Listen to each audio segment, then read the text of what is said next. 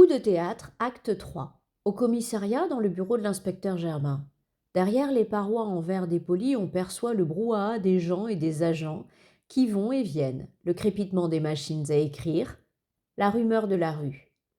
Le local de l'inspecteur Germain comporte, outre un grand bureau encombré de dossiers, une armoire, des classeurs, 2 chaises et un coin informatique dans lequel se trouve un ordinateur, un écran, un téléviseur, un magnétoscope.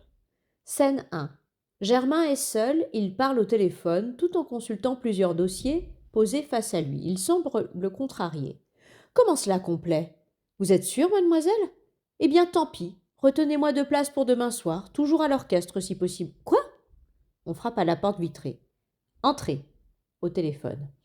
Bon, eh bien, tant pis. Merci, mademoiselle. Furieux, Germain raccroche au moment où logiciel entre, chargé de plusieurs quotidiens, d'un dossier et de la brochure de la pièce. Germain, incroyable. Je voulais retenir 2 places pour Meurtre en direct, dont les représentations continuent. Je me demande d'ailleurs par quel miracle. Et vous savez ce que je viens d'apprendre en téléphonant au théâtre? Qu'on affiche complet jusqu'à la fin du mois. Est-ce que vous vous rendez compte, logiciel? Comment expliquez-vous cela? Logiciel. C'est simple, Germain, voilà l'explication. Elle pose sur le bureau de Germain la presse du jour. Les titres rivalisent d'horreur et de sensationnel. Meurtre en direct, une pièce maudite, le théâtre du crime, un assassinat en direct, une soirée sanglante. Qui a tué Mathilda? Pendant que Germain parcourt les articles en maugréant, Logiciel étale sur le bureau quelques feuilles imprimées. Logiciel. C'est très gentil à vous de vouloir m'emmener voir la pièce, Germain, mais ce ne sera pas nécessaire, je l'ai lue cette nuit et... Germain, désignant sa propre brochure sur le bureau. Vous aussi? Il affiche un petit air satisfait.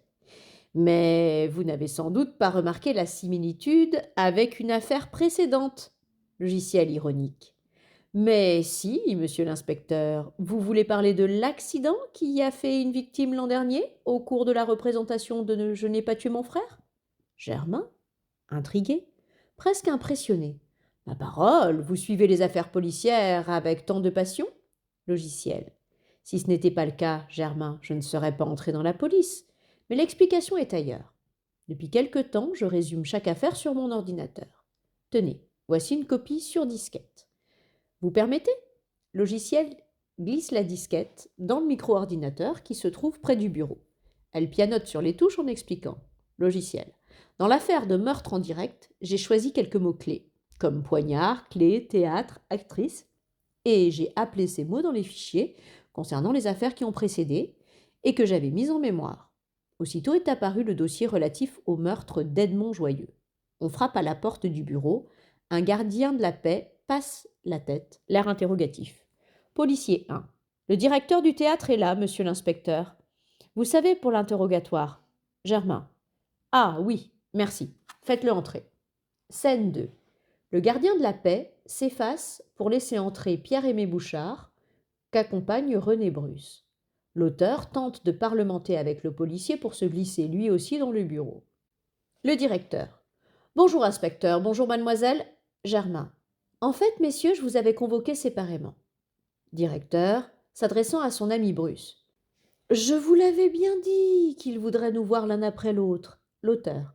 Très bien, inspecteur, j'attendrai Pierre-Aimé à l'extérieur. Germain. Non, restez au contraire. Après tout, vous êtes en cause tous les deux. Ils pâlissent, se consultent du regard inquiet, tandis que la porte se referme discrètement. Le directeur. En cause? Mais je ne vois pas. L'auteur. Expliquez-vous, monsieur l'inspecteur. Germain tend vers les 2 hommes les journaux du matin. Germain. Jolie publicité, n'est-ce pas? Le directeur. Oh, je m'en serais bien passé, inspecteur. Logiciel. Il semblerait qu'elle arrange vos affaires. Germain. Et qu'elle remplisse votre salle. Figurez-vous que j'avais l'intention d'emmener ma collègue voir votre pièce ce soir. J'ai appris que vous affichiez complet jusqu'à la fin du mois. Le directeur. Il est vrai que nous avons été débordés par les demandes. Forcément, des millions de spectateurs ont assisté à ce meurtre et... Germain. Et quelques milliers, poussés par une curiosité malsaine et morbide, se sont précipités sur leur téléphone ou leur Minitel. Ils ont réservé une place, qui sait? Peut-être y aura-t-il un vrai meurtre en direct à chaque représentation? L'auteur, ironique. Quoi de répréhensible à cela, inspecteur? Vous-même, ne vouliez-vous pas voir la pièce ce soir? Germain. Pour des raisons sans doute différentes, monsieur Bruce. Pour une fois que nous avons affaire à des professionnels de la reconstitution, le directeur. Mais vous auriez dû me joindre directement, inspecteur. Il fouille dans sa poche intérieure. Je vais me faire un plaisir de vous offrir 2 fauteuils d'orchestre pour ce soir. Germain. Dites-moi, monsieur, ne trouvez-vous pas qu'il s'agit là d'un moyen efficace pour remplir une salle? Le directeur outré. Oseriez-vous insinuer? Mais comment pouvez-vous imaginer que nous aurions pu? Oh, quelle horreur! Germain. Une horreur que vous affectionnez, monsieur Bouchard. Vous avez appelé votre théâtre le théâtre du crime. Le directeur haussant les épaules. Mais comment vouliez-vous que nous l'appelions? Notre troupe n'y représente que des pièces policières. Germain. Et la rue dans laquelle se trouve votre salle? Directeur. La rue des Martyrs? Mais c'est un hasard, inspecteur, ce quartier de Montmartre est très prisé par le public. Il existe déjà le théâtre des Deux Ânes, le théâtre du Tertre. Germain. Les hasards se multiplient, monsieur Bouchard. Toutes les pièces que vous représentez sont écrites par votre ami René Bruce. L'auteur. En effet, nous sommes liés par un contrat tout à fait légal. Logiciel. Elle tend vers les 2 hommes quelques feuillets imprimés. Vous êtes aussi liés dans la malchance, le hasard et le crime, messieurs Bruce et Bouchard, car l'an dernier, votre spectacle a été, si j'ose dire, le théâtre d'un autre meurtre. Le directeur très embarrassé. C'était un accident, d'ailleurs l'enquête, Germain. Oui, elle a abouti à un non-lieu, mais il se pourrait bien que le dossier soit réouvert. D'ailleurs, c'est ce que je fais. Ostensiblement, Germain ouvre un dossier et lit. Germain. Le 16 octobre dernier, au cours d'une représentation de la pièce Je n'ai pas tué mon frère de René Bruce, il lève la tête vers l'auteur en souriant, au théâtre du crime de la rue des Martyrs à Paris, il relève la tête, toujours en souriant, mais vers Pierre-Aimé Bouchard cette fois. L'acteur Edmond Joyeux a été tué d'une balle en pleine poitrine par sa partenaire Mathilda. Il relève la tête et prend un air faussement étonné. Tiens, Mathilda était déjà là.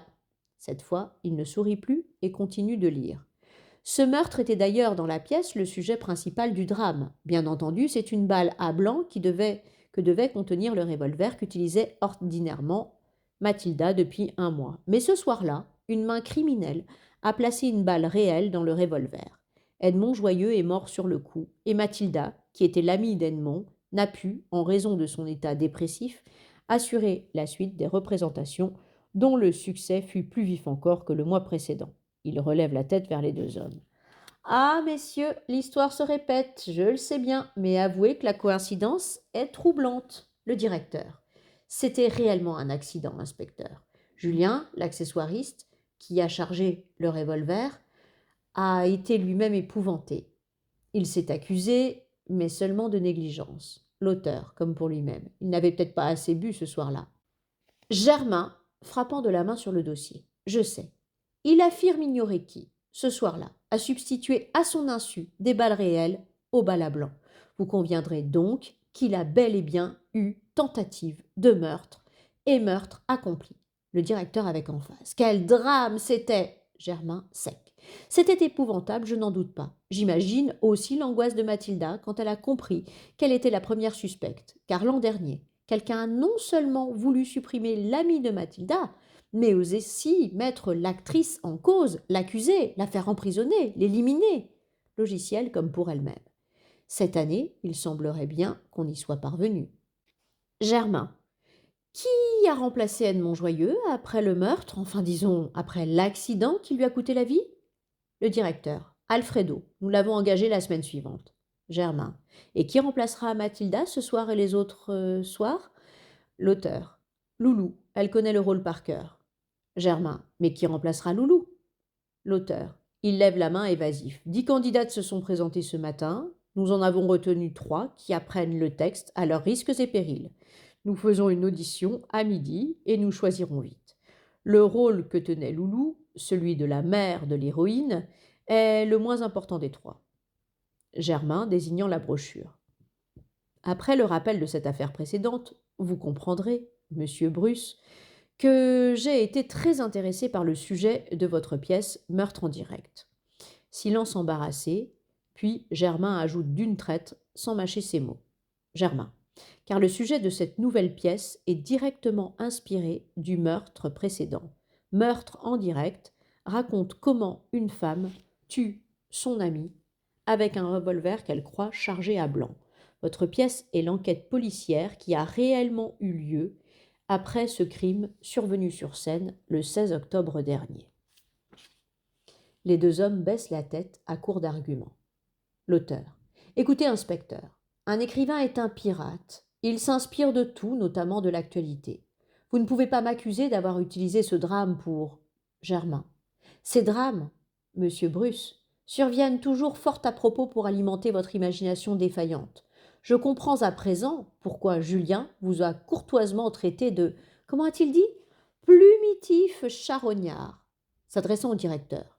Et vous avouerez, monsieur Bouchard, que ces drames, comme vous dites, remplissent opportunément votre salle.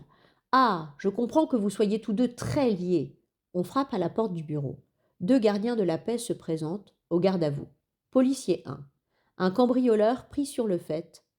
Inspecteur. Germain, irrité de cette interruption.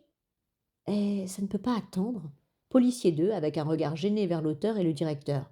Ma foi, ça risque de vous intéresser, inspecteur. Germain vers les deux suspects. Vous pouvez disposer, messieurs. Sévère. Mais nous sommes appelés à nous revoir bientôt. Le directeur. Sans doute. Eh bien, à plus tard, monsieur l'inspecteur. Au moment où les deux hommes s'apprêtent à quitter la pièce, il manque se heurter aux deux gardiens de la paix qui amènent le prévenu, menottes au poignet. L'auteur, le directeur et l'inconnu se dévisagent brièvement. Le suspect baisse la tête, tandis que Bruce et Bouchard ne cachent pas leur stupéfaction. Le directeur se tournant alternativement vers l'inspecteur et le prévenu. « Mais c'est monsieur de Saint-Gilles, c'était l'ami de Mathilda, inspecteur. » L'auteur souriant à Germain. « Je confirme, inspecteur, c'est Saint-Gilles, je ne suis pas étonné. Ce type ne m'a jamais inspiré confiance. Préférez-vous que nous restions, inspecteur ?» Germain, quelque peu excédé. « Je préfère que vous nous laissiez seuls avec lui. Merci. Si vous êtes à court d'idées pour vos pièces, monsieur Bruce, faites donc un tour dans le commissariat. Pour les cambriolages, les crimes et les vols, vous aurez l'embarras du choix. » Les deux hommes quittent le bureau, presque à regret. Scène 3. Le prévenu, une trentaine d'années, a un physique d'artiste, grand, mince, élégant, cheveux longs et bouclés. Il est habillé d'un pantalon large, d'une veste claire et voyante. Il porte une lavalière. Germain, contrarié, au policier. « Mais je croyais vous avoir demandé d'aller perquisitionner chez Mathilda. » Policier 1. C'est exactement ce que nous avons fait, inspecteur. Mais lorsque nous sommes arrivés, l'appartement était occupé par un individu qui arrachait les lames du parquet. Il a voulu fuir, mais nous l'avons appréhendé et nous avons achevé ce qu'il était en train de faire, c'est-à-dire retirer son butin d'une cachette. La prise n'est pas négligeable, inspecteur. Bijoux, argent. Vous vous souvenez du hold-up de la semaine dernière chez Sénéquier ? Le bijoutier va être content, il me semble que tout y est. Policier 2. De plus, un premier coup d'œil dans l'appartement a révélé que 2 tableaux dans la salle de séjour font partie des 15 aquarelles du XIXe siècle dérobées au musée Carnavalet cet été. Logiciel stupéfaite. Ça alors, Mathilda aurait été cambrioleuse ? Germain se tournant vers le prévenu. C'est sans doute ce que va nous expliquer monsieur, ironique de Saint-Gilles, aux deux gardiens de la paix. Messieurs, merci, vous pouvez nous laisser. Les policiers quittent le bureau après un bref signe du doigt à leur képi, mais il manque se heurter à un employé qui s'apprêtait à entrer. L'employé. Bonjour, inspecteur. Bonjour, mademoiselle. Notre invité a été très vite identifié. Monsieur de Saint-Gilles n'est pas un inconnu pour nous, c'est une vieille connaissance. Il figure dans nos fichiers sous une autre identité. L'employé tend une feuille de papier dont le logiciel s'empare. L'employé. Et voilà ce qu'on a trouvé dans ses poches. Pour le reste, la perquisition chez Mathilda est en cours. Germain. Pourrez-vous aussi m'apporter tout ce que vous trouverez dans sa loge ? L'employé pose sur la table un sac en plastique contenant de menus objets, puis il quitte, lui aussi, le bureau, laissant l'inspecteur et sa stagiaire face aux prévenus. Assis devant eux, menottes au poignet, Germain lit à voix haute. Gilles Binchois, 32 ans, déjà condamné 3 fois pour vol à la tire, usage de chéquier volé, complicité dans un cambriolage. Il relève la tête vers Gilles. Eh bien, vous voilà dans de méchants draps, monsieur de Saint-Gilles. Gilles, affolé. Ce n'est pas moi, monsieur l'inspecteur, Germain. Ce n'est pas vous qui avez dérobé les tableaux du musée Carnavalet qu'on a retrouvés chez Mathilda. Gilles. Les tableaux, je les avais en dépôt en quelque sorte, vous comprenez? Germain. Est-ce que ce n'est pas plutôt votre amie Mathilda qui les avait en dépôt? Et les bijoux de chez Sénéquier? C'était un dépôt là aussi. C'est sans doute Mathilda qui les avait dérobés. Gilles, comme frappé par l'ingéniosité de la suggestion de Germain. Exactement, c'est Mathilda qui les avait volés. Alors, quand j'ai appris qu'elle était morte, et puisque j'avais les clés de son appartement, Germain, consultant un dossier. L'ennui, cher monsieur Binchois, c'est que le vol du musée Carnavalet a eu lieu cet été, pendant une tournée du théâtre du crime, et que le hold-up chez Sénéquier date de dimanche dernier à 3 heures de l'après-midi. Hélas, Mathilda était en scène à ce moment-là, monsieur Binchois. Et la vérité la voilà. Lorsque Mathilda a découvert que vous n'étiez ni un petit saint, ni un grand de Saint-Gilles, mais un simple petit malfrat, elle a sans doute été très déçue. Elle a voulu vous dénoncer, et vous l'en avez empêché. Gilles, moi? Mais pas du tout, monsieur l'inspecteur. Je ne sais pas ce que vous voulez dire. Germain examinant le contenu du sac en plastique. Où étiez-vous donc hier soir, monsieur Gilles Binchois? Gilles, chez moi. Germain, très calme. Non, vous étiez au théâtre du crime pour assister à la première de la pièce dont votre amie Mathilda était la vedette. Elle a d'ailleurs beaucoup insisté pour que vous ayez une place de choix à l'orchestre au premier rang. Mais si, monsieur Bouchard me l'a lui-même confirmé. Gilles, oui, c'est vrai, mais j'ai égaré cette invitation et je ne suis pas allé au théâtre hier soir. Germain, sortant du sac en plastique un carton d'invitation et le montrant à Gilles. Égaré? Mais il a été trouvé dans vos poches. D'ailleurs, si vous n'avez pas été au théâtre, très imprudent de votre part d'avoir déchiré ce carton à moitié. Car vous savez qu'à l'entrée d'une salle, l'ouvreuse corne ou déchire le billet de chaque personne qu'elle conduit à sa place. Il tend le carton sous le nez de Gilles et se met à crier, de plus en plus mécontent. Vous étiez même assis au fauteuil d'orchestre numéro A7, monsieur de Saint-Gilles. Vous nous prenez vraiment pour des imbéciles? Prostré, Gilles s'effondre en hoquetant. Germain, plus calme. Et vous allez maintenant nous expliquer comment vous vous y êtes pris pour poignarder votre amie Mathilda. Gilles relève la tête. Il pleure, sanglote, bafouille, comme pris d'une épouvantable panique. Gilles. Mais je n'ai pas tué Mathilda, monsieur l'inspecteur. C'est vrai. Tout ce que vous avez dit est vrai. J'étais au théâtre hier soir au premier rang. Mais quand le rideau s'est levé, quand j'ai vu Mathilda poignardée, je me suis affolée. J'ai pensé qu'il y aurait une enquête et qu'il valait mieux que je ne sois pas au théâtre. Il aurait mieux valu que je n'y sois jamais allée. J'ai quitté la salle et je me suis précipitée chez Mathilda pour emporter les tableaux à l'hôtel. Germain, bon, au moins, vous n'avez pas trop perdu la tête, car vous vous doutiez qu'on viendrait bientôt enquêter chez la victime. Au fait, Mathilda n'était pas dupe, elle savait bien d'où provenaient ces tableaux, n'est-ce pas? Gilles. Elle ne voulait pas le savoir. Oh, elle a vite fini par se douter que je n'étais pas celui qu'elle avait cru au départ. Soudain enflammé. Et j'aurais tout fait pour le devenir. Germain. Pardi, vol de tableau, hold-up, recel, Gilles. J'aurais tout fait pour la garder, inspecteur. Alors pourquoi est-ce que je l'aurais tuée? Logiciel à voix basse. Parce qu'elle ne vous aimait plus? Gilles, amer. Oh, je me demande si elle m'a jamais aimé. Elle aimait peut-être un peu il réfléchit, celui que je faisais semblant d'être. Ça ne pouvait pas durer. Germain.